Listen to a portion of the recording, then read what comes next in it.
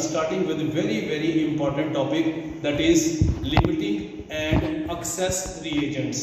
Listen students, जब कभी भी किसी भी रिएक्शन में एक्सपेरिमेंटली हमें रिएक्टेंट के वही फ्रैक्शन दिया हो जो कि कंप्लीट थ्योरेटिकल बैलेंस्ड इक्वेशन में हो, तो उसमें क्या होता है कि सारे के सारे रिएक्टेंट कंप्लीटली रिएक्ट कर जाते हैं, तब कोई लिमिटिंग रिएजेंट कोई एक्सेस रिएजेंट नहीं होता।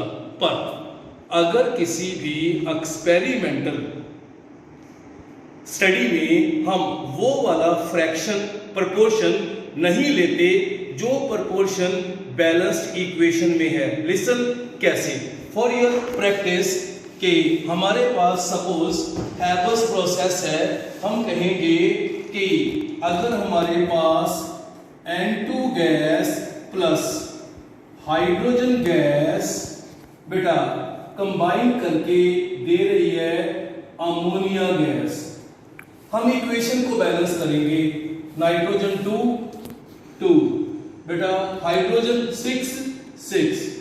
कहने का मतलब ये है, अगर एक्सपेरिमेंटली इसका हम 1 लीटर और इसके हम 3 लीटर लेंगे तो बेटा then concept of limiting and excess reagent is not applicable. पर अगर हम कहें कि इसके हमने 2 लीटर ले लिए, इसके हमने 10 लीटर, तो बेटा फिर क्या होएगा कि दोनों में से कोई एक लिमिटिंग और कोई एक एक्सेस रिएजेंट बन जाएगा। अब ध्यान से पहले समझो। सो बेटा किसी भी केमिकल रिएक्शन में वो वाला रिएक्टेंट जो कंप्लीटली कंज्यूम हो जाए, जो कंप्लीटली यूज हो जाए, जो अनरिएक्टेड ना रहे, वो लिमिटिंग रिएजेंट है। और कोई भी ऐसा सब्सटेंस, कोई भी ऐसा रिएक्टेंट जो कि रिएक्शन होने के बाद थोड़ा सा अनरिएक्टेड रह जाए, वो हमारे पास होता है एक्सेस रिएजेंट। एक बारी फिर से सुनो बेटा, किसी भी केमिकल रिएक्शन में वो वाला रिएक्टेंट जो कंप्लीटली यूज हो जाए वो होता है लिमिटिंग, मतलब उसका लिमिटेड अमाउंट लिया हुआ है। और कोई भी ऐसा रिएक्टेंट जो अनरिएक्टेड रह जाए वो एक्सेस रिएजेंट होता है। बेटा वेरी इंपॉर्टेंट। सो एनसीईआरटी बेस्ड आपको इसमें से एक क्वेश्चन जरूर पूछा जाएगा, पर उससे पहले आपने इस चीज को ध्यान से बेटा देखना है। मैं थोड़ा सा आउट ऑफ केमिस्ट्री जाके आपको कुछ कंसेप्ट्स दूंगा, आपने वो कंसेप्ट्स याद रखने हैं। आपका एक बड़ा इंपॉर्टेंट न्यूमेरिकल सॉल्व हो जाएगा, जिसमें आपने कंसेप्ट नंबर 1 बेटा, पहले मैं सारी चीज को एक बार आपके सामने पढ़ देता हूं कि हमारे पास सुनो कि in a reaction if reactants are not used in same proportion as in balanced equation. So जैसे कि मैंने यहाँ पे नीचे कहा था कि बैलेंस्ड इक्वेशन कहती है इसका 1 और इसके 3 लीटर, ये प्रोपोर्शन था। अगर मैं प्रोपोर्शन से डिफरेंट ले लूं, इसके 2 लीटर इसके 10 लीटर, तो क्या होएगा, then one of the reactant is completely consumed. So completely consumed and other will remain unreacted. Now listen students. So any reactant which is completely consumed is said to be a limiting reagent, and any reactant which remain unreacted is said to be excess reagent. Now beta limiting and excess reagent calculate करने के लिए आपके पास कुछ 4 concepts हैं, उनको आपने अपने mind में रखना है। कंसेप्ट नंबर 1 बेटे, जैसे कि हमारे पास ये था कि इसका 1 लीटर 3 लीटर के साथ कंबाइन करता है, आपने सिंपल यूनिटरी मेथड लगाना है, तो कहना है फिर 2 लीटर कितने के साथ कंबाइन करेगा। सो सुनो बेटा, यहां पे आपका जो कैलकुलेटेड आंसर आएगा, जैसे 1 liter combines with 3 liter and 2 liter will combine with 6 liters, पर आपको दिया कितना है 10 लीटर। अगर आपका कैलकुलेट किया हुआ आंसर जो आपके पास स्टेटमेंट में गिवन है बेटा उससे ज्यादा आ जाता है तो वो आपका लिमिटिंग रिएजेंट होएगा, उससे कम आएगा तो वो आपका एक्सेस रिएजेंट होएगा। अब ध्यान से सुनो बेटा, कहता है इफ कैलकुलेटेड मास और volume is greater than given in statement, is greater than given, तब कहेंगे it is said to be a limiting reagent. So अगर आपका बेटा calculated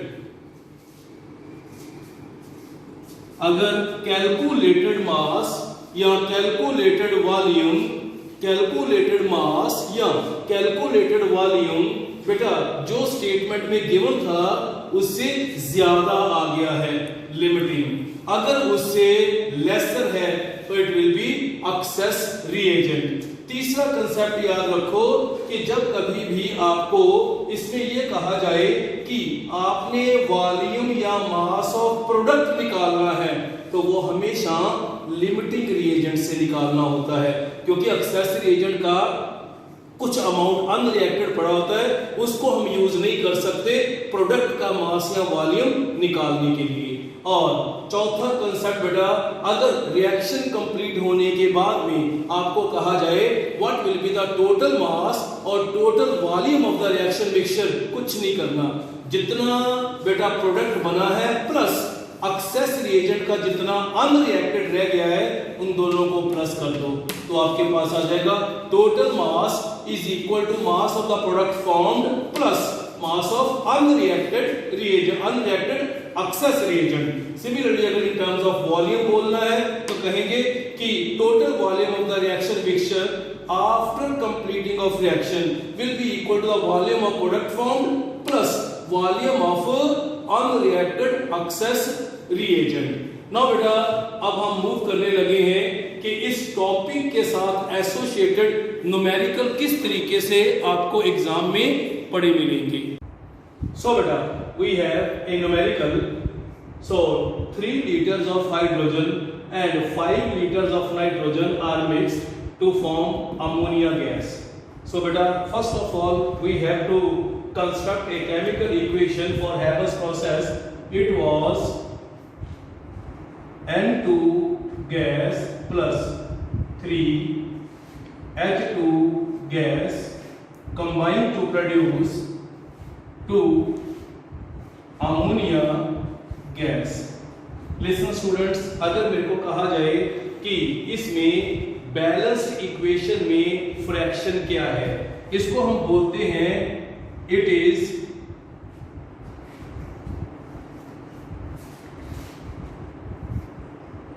स्टोकियोमेट्रिक volume.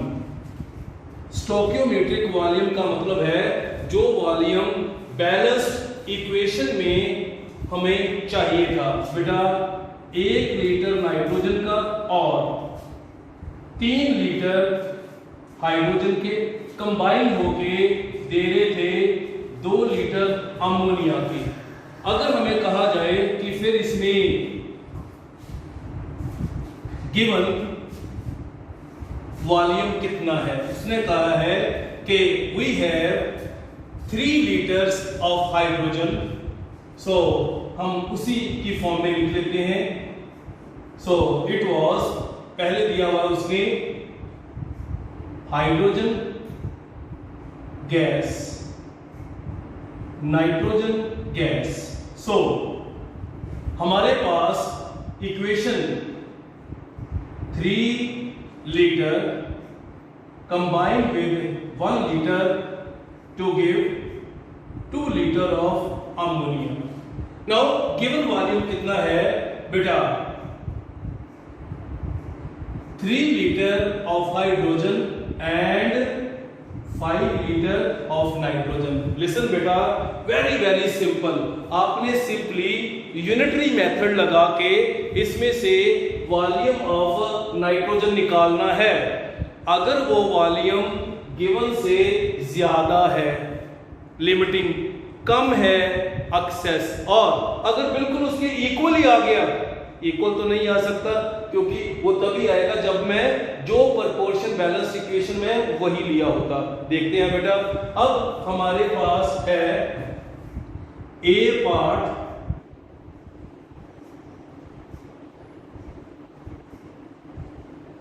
prediction of limiting and access reagent. So beta 3 liters of hydrogen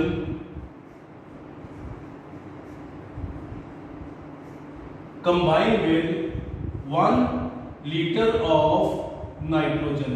Then 3 liter of hydrogen will combine with 3 into 1 by 3 is equal to 1 liter of nitrogen. Listen students, given हमारे पास है 5 litre, so reaction कितने किए हैं? सो क्या कहेंगे कि 1 litre is lesser than 5 litre.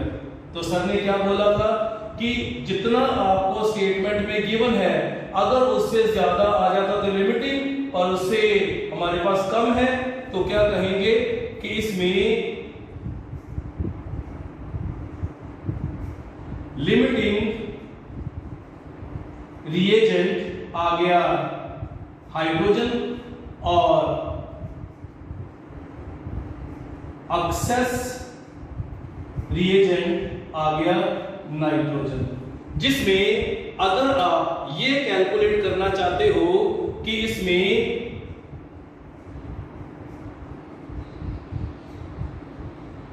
Unreacted volume of excess reagent, तो बेटा टोटल वॉल्यूम था 5 लीटर माइनस उसमें कंबाइन कितना किया 1 litre is equal to 4 litres. Similarly अब हमारे पास उसने कहा था कि predict the limiting and excess reagent, calculate the unreacted, ये भी हमारे पास हो गया। Now calculate the volume of, ध्यान से सुनो बेटा, मैंने आपको कहा था कि जब कभी भी मास या वॉल्यूम ऑफ प्रोडक्ट निकालना है तो बेटा लिमिटिंग रिएजेंट के साथ आपने यूनिटरी इक्वेशन बनानी है, एक्सेस के साथ नहीं। तो हमारे पास थर्ड पार्ट था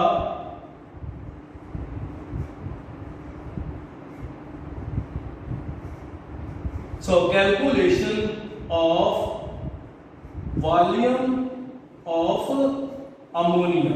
लिमिटिंग रिएजेंट को लेना है बेटा, आपके पास लिमिटिंग रिएजेंट है ये वाला, हाइड्रोजन, तो क्या कहेंगे कि 3 litre of hydrogen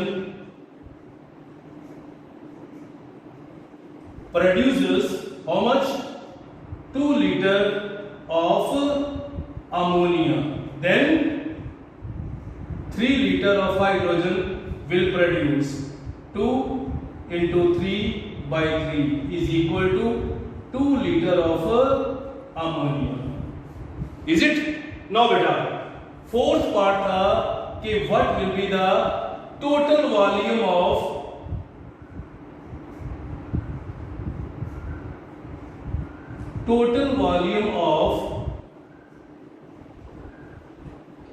reaction mixture is equal to volume of product plus unreacted volume of excess reagent, और वॉल्यूम ऑफ प्रोडक्ट आपके पास आया है बेटा 2 litre plus unreacted volume of excess reagent is 4 litre, so it will be equal to 6 litre. That should be your answer. Now बेटा हमारे पास second numerical है कि अगर हमारे पास एटम्स A 1 और हमारे पास एटम बी का एक मॉलिक्यूल आपस में कंबाइन करके बेटा Ab2 बना रहे हैं। तो सिंपल ये एनसीईआरटी का क्वेश्चन है। सो बेटा आपको पूछा गया इनमें what will be the limiting and excess reagent, पहला पार्ट। सो फर्स्ट पार्ट कह रहा है अगर 300 atoms of A and 200 atoms of हम बी लेंगे। वेरी सिंपल, सबसे पहले हम स्टोकियोमेट्रिक नंबर कहेंगे कि A plus B converts into Ab2।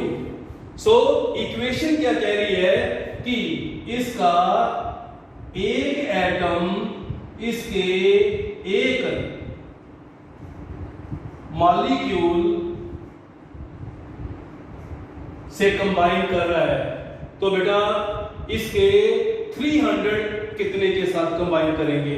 तो कहेंगे कि 1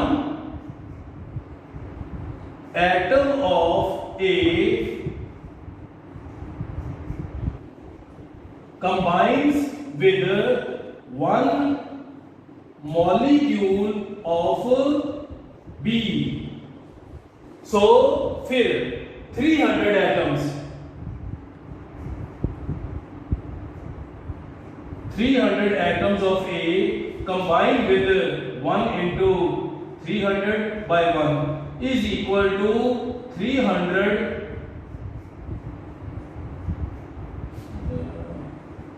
molecules of B। So आपके पास कैलकुलेटेड आया बेटा 300, पर इसने दिया कितना है? So जितना गिवन है अगर उससे ज्यादा आ गया तो ये क्या होएगा? लिमिटिंग। तो इसमें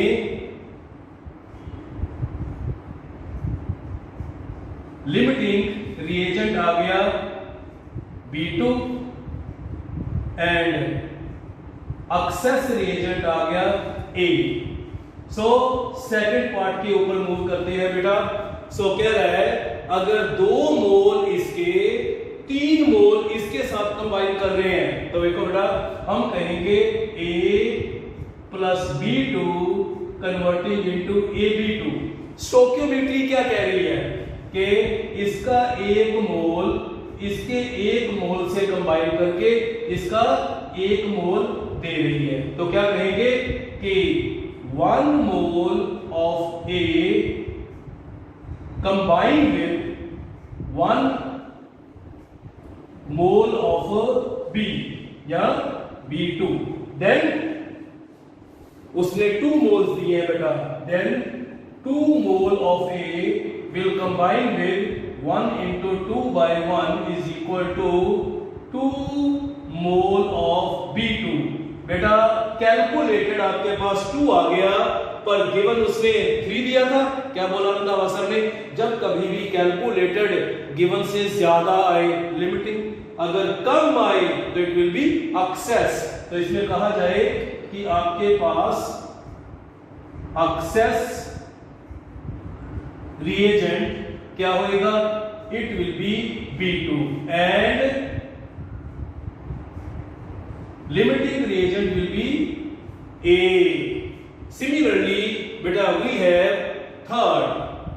So इसमें उसने कहा है कि अगर हम कहें कि बेटा अब उसने एटम्स एंड मॉलिक्यूल्स बोला है, सो थर्ड वाला क्या कहेंगे कि A plus B2 combine to give AB2। So एक एटम इसका एक मॉलिक्यूल इसका कंबाइन होके एक मॉलिक्यूल उसका देता है। तो क्या कहेंगे कि 1 atom of A combines with 1 molecule of B, then उसने कितना कहा है? 100 एटम्स। तो बेटा 100 atoms of A combined with it will be 1 into 100 over 1 is equal to 100 molecules of B। और बेटा B के मॉलिक्यूल्स उसमें कितने दिए हुए हैं? 100 ही। सो बेटा जितना स्टेटमेंट में गिवन है, अगर आपका आंसर कैलकुलेट करके उससे ज्यादा आ जाए, लिमिटिंग कम आए, एक्सेस, और अगर बिल्कुल सेम आ जाए तो इसका मतलब है इसमें no limiting, no excess reagent.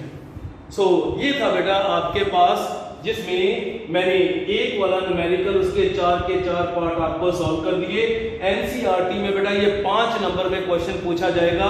आपके पास 5 है, जिसमें फर्स्ट, सेकंड और थर्ड पार्ट मैंने कर दिया है। फोर्थ और फिफ्थ आप खुद प्रैक्टिस करके देखना कि इसमें क्या आंसर आना चाहिए। सो उसके बाद बेटा हम मूव कर रहे हैं इस चैप्टर के लास्ट टॉपिक के ऊपर, that is the calculations involving stoichiometry. So उसमें क्या है कि जब कभी भी हमने बेटा, it is the quantitative relation between reactants and products in terms of mass, volume, number.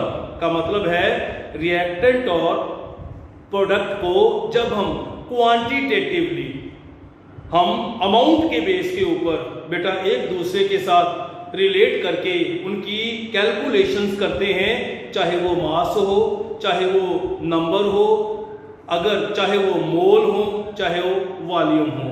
बेटा एक तो हमने पीछे इक्वेशन बैलेंसिंग करते हैं, वो हमारे पास थ्योरेटिकल मेथड है। उसी को जब हम एक्सपेरिमेंटली बैलेंस करने की कोशिश करते हैं बाय यूजिंग मास, वॉल्यूम या मोल, वो उसकी स्टोकियोमेट्री है।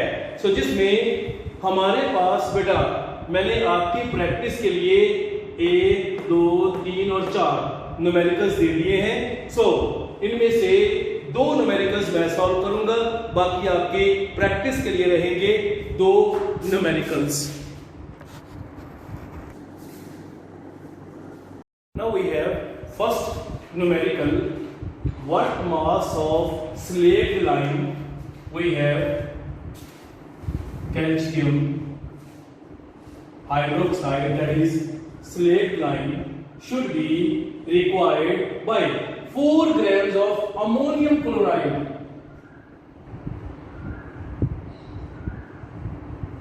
So याद रखो कि slaked lime reacts with ammonium chloride to produce calcium chloride plus ammonia plus water. So students, first of all you have to balance this equation by using hit and trial method. Now we have calcium 1, calcium 1, we have chlorine 2, chlorine 2, we have nitrogen 2, nitrogen 2. Now we have oxygen 4 to the 8, 8 plus 2, 10. So we have 6 plus 4, 10. Chlorine is balanced. Now oxygen we have 2, 2. So first of all we must have information about stoichiometric मास। सो उससे पहले हम इन terms of mole भी कर सकते हैं कि अगर कहें कि स्टोकियोमेट्रिक मोल, तो इसका 1 मोल इसके 2 मोल के साथ कंबाइन करके इसका 1 मोल, इसके 2 मोल और 2 मोल प्रोड्यूस कर रहा था। सो अगर हम इसी को बेटा इन टर्म्स ऑफ स्टोकियोमेट्रिक मास लेंगे, सो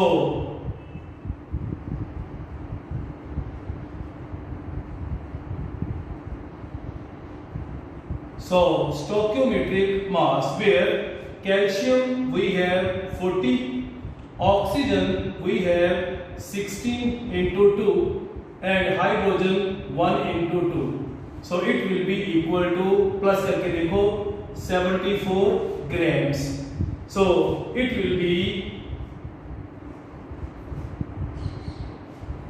nitrogen 14 plus hydrogen 4 plus 35.5 is equal to 53.5 into 2.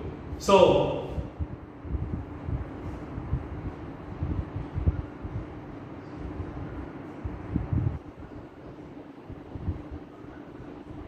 we have 170 gram.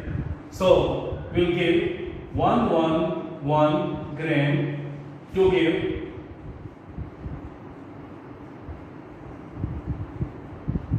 34 gram and give 36 gram. Now we have given mass. So given mass है हमारे पास 4 grams of ammonium chloride. 4 grams. Now बेटा, what do you mean by the stoichiometry? किसी भी एक का मास आपको पता है, इसका कितना मास डिकम्पोज हुआ, इसका कितना मास फॉर्म हुआ, कितना मास फॉर्म हुआ, यू कैन कैलकुलेट सिंपली. जैसे कि वी हैव फर्स्ट पार्ट, उसने कहा था what mass of slate line should be decomposed. So that is calculation of mass of slate line, that is calcium hydroxide. Simple, you have to apply the unitary method. क्या कह रहा है कि इसका मास जो कैलकुलेट करना उसको हम राइट साइड पे रखेंगे, कहेंगे 117 gram of ammonium chloride react with 74 gram of slate lime. Then 4 grams of ammonium chloride will react with 74 into 4 over 117. That will be the mass of slate lime decomposed. साथ में उसने कहा था and what will be the mass of each product formed. So second calculation of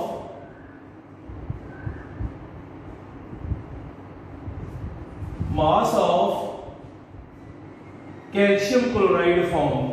So very simple बेटा, इतने grams produce कर रहा है, इतना 4 ग्राम कितना करेगा, तो क्या कहेंगे 117 gram of ammonium chloride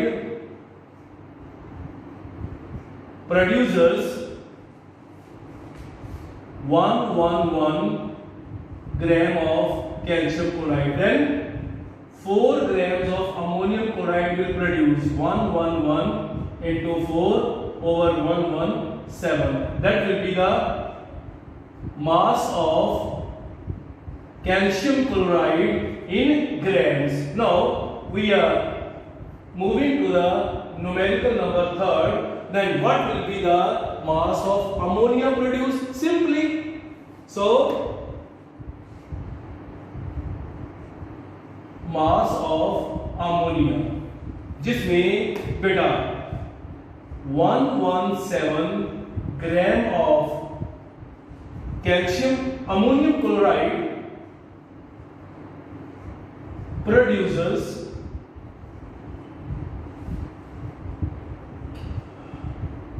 34 gram of ammonia. Then 4 gram of ammonium chloride will produce 34 into 4 over 117. Similarly, if we have to calculate the mass of water produced, so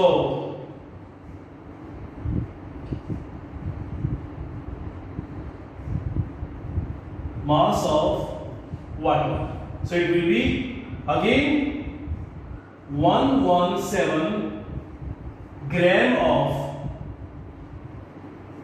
ammonium chloride produces 36 gram of water. Then 4 gram of ammonium chloride will produce 36 into 4 over 117. That will be the mass of water produced. So ये था बेटा हमारे पास stoichiometry in chemical reactions. Similarly आपके लिए मैं एक और numerical यहाँ पे सॉल्व करने की कोशिश करूंगा, उसके बाद बाकी दो बेटा आपकी प्रैक्टिस के लिए रहेंगे। सो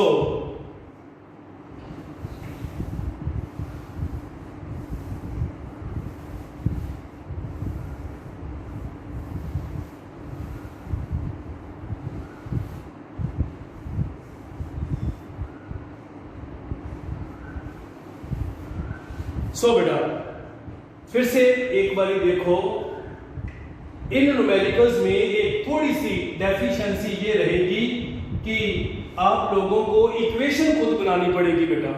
सो when slaked lime react with ammonium chloride what should be the product form.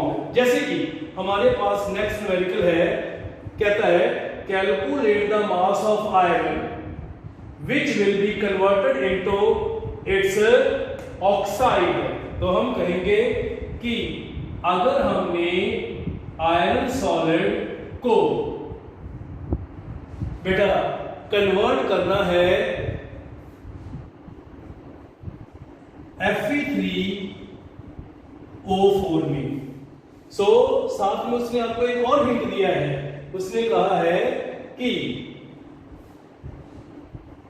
By the action of 18 gram of steam, का मतलब है कि यहां पे हमारे पास वाटर गैस होएगा और also calculate the mass of H2। So almost वो थ्योरेटिकली सारी इक्वेशन बोल ही गया था। अब आपने सिंपली पहले इक्वेशन बैलेंस करनी है, iron 3 hydrogen 4, so oxygen 4 hydrogen 8। now equation is balanced। सबसे पहले आपने कहना है कि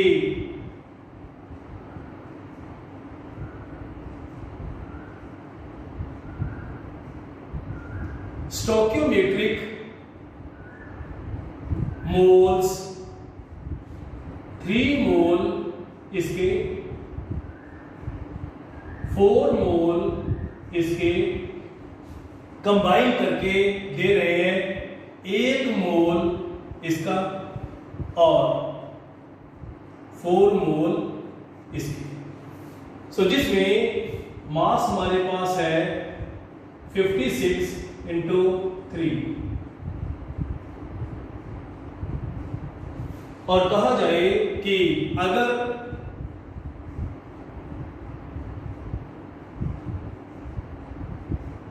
stoichiometric mass, so it will be 168 gram, so it will be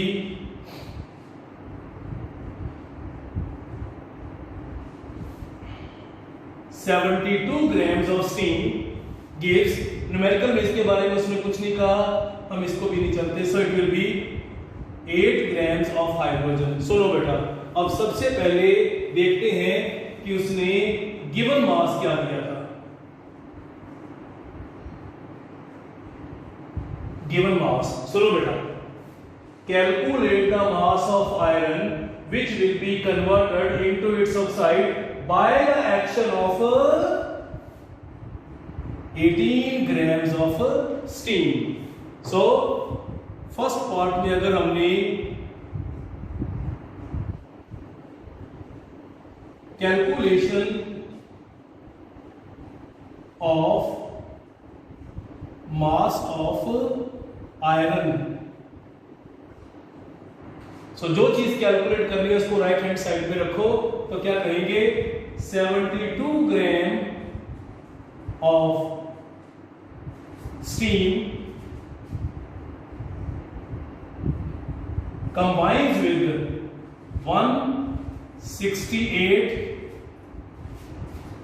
gram of iron, then 18 gram of water will combine with. It is 168 into 18 over 72. तो अगर आपने इसमें से ये भी निकालना है कि what will be the